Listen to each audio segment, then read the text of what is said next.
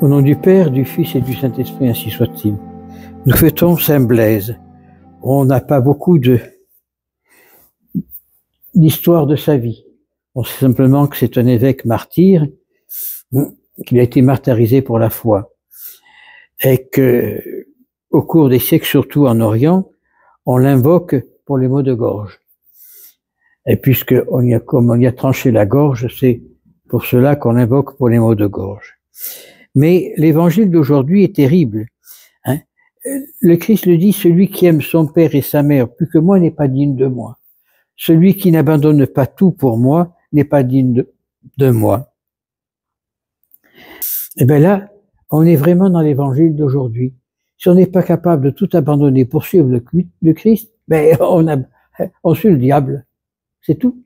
Et l'Église est une mère. Ça, je me tue de le dire, je le dis régulièrement. L'Église est une véritable mère. Elle a codifié les choses pour justement que tout se passe merveilleusement bien. Avant la Révolution française, quand un prêtre défroquait, on lui brûlait les mains pour enlever les traces d'huile qu'il avait sur lui. Et on brûlait les cheveux de l'évêque parce qu'il avait eu de l'huile sur la tête.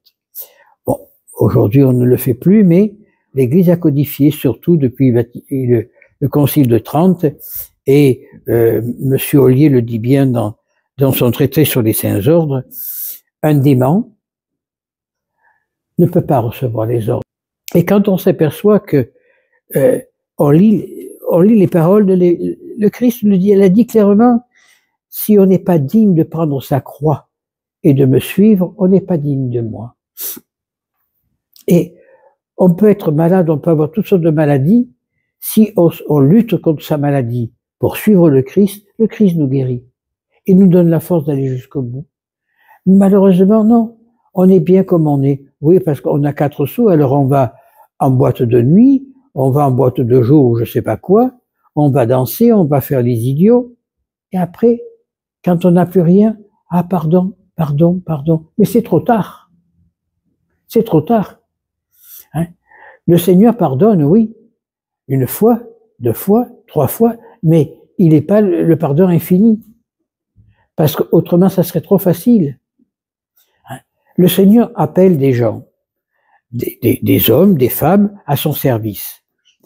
Ces hommes et ces femmes doivent être au service de Dieu, avec tout ce que cela comporte, dans l'amour, dans l'abnégation, dans quelquefois la souffrance.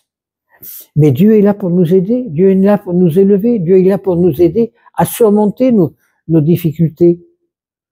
Seulement si on se sent bien dans ces difficultés, Dieu nous laisse libres. Et là, on est libre. On est libre de choisir le bien ou le mal. Alors quand je vois ces prêtres un prêtre du diocèse de Sens à côté, qui a fait des grandes cérémonies sur TikTok, là, il parlait tous les jours de Dieu, à l'écouter, c'était merveilleux. Maintenant, il est parti pour se mettre avec un bonhomme. Il se marie avec un bonhomme. C'est ça. Mais tout ça parce que le diable a travaillé. Le diable travaille parce qu'il n'avait pas au fond de lui-même la vérité. Il n'avait pas au fond de lui-même cet amour qui transforme. Alors, prions. Prions pour tous ces prêtres qui se perdent. Prions pour tous ces évêques qui se perdent. Prions pour tous ceux qui oublient simplement que Dieu les a appelés. Dieu les a appelés à son service, non au service du péché. Dieu les a appelés à le servir pour sa gloire, non pour la gloire du diable. Alors, prions, offrons le sacrifice de la messe pour tous ceux qui, aujourd'hui, dévient. Dévient par orgueil, dévient par lâcheté, dévient par pouvoir de paraître. C'est très beau de mettre une belle soutane, un beau cordon, et de se promener en ville avec le chapeau romain pour faire voir, regardez, moi je suis prêtre, regardez, moi je suis ceci, moi je suis cela. Mais quand on gratte, on trouve la pourriture. Et c'est ça qui est malheureux. Et si l'Église va mal aujourd'hui, c'est à cause de ça. Si le monde va mal, c'est à cause de ça. Plus personne n'a le courage de vivre ce pourquoi Dieu l'a appelé. On est en train de chercher tout et n'importe quoi pour sa propre gloire. Aujourd'hui, il n'y a qu'une seule chose qui compte, c'est s'amuser. Ah, il faut qu'on vive. Il faut jouir de la vie. Voilà ce qu'on m'a dit tout à l'heure. Si on n'est pas capable de jouir de la vie, nous sommes des morts vivants.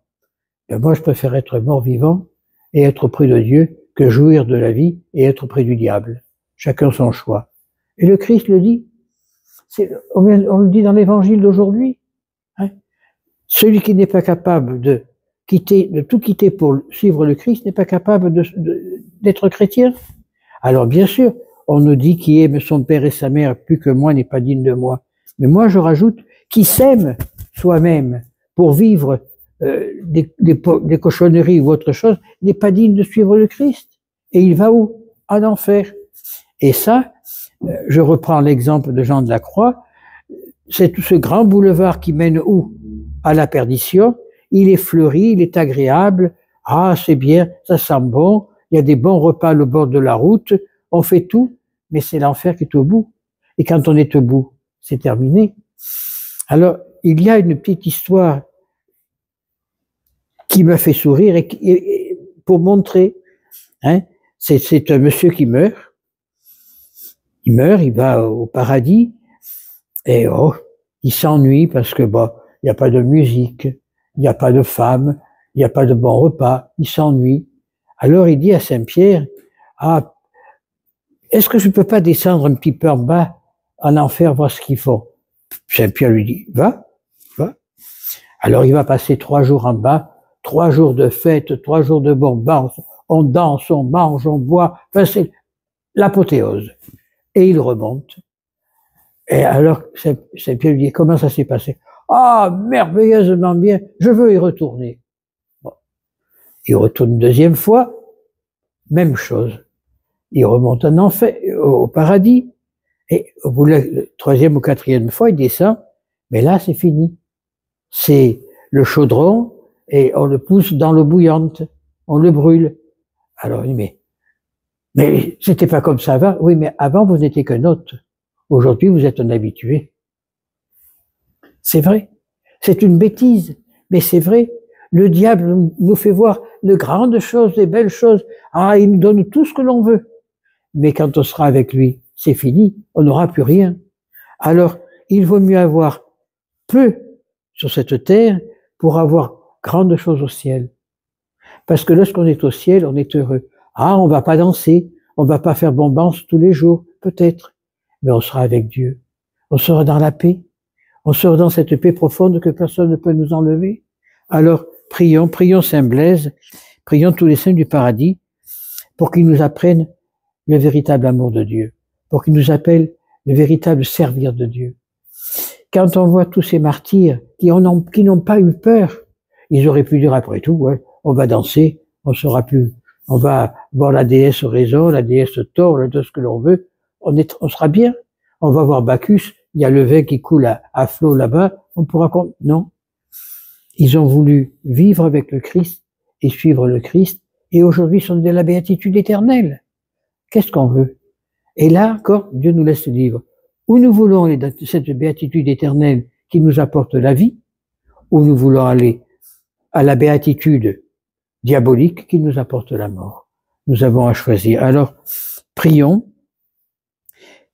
pour que, au fond de nous-mêmes, au fond de tous les chrétiens, la volonté de suivre le Christ gagne les cœurs et que demain, avec les anges, nous chantons la gloire de Dieu. Ainsi soit-il.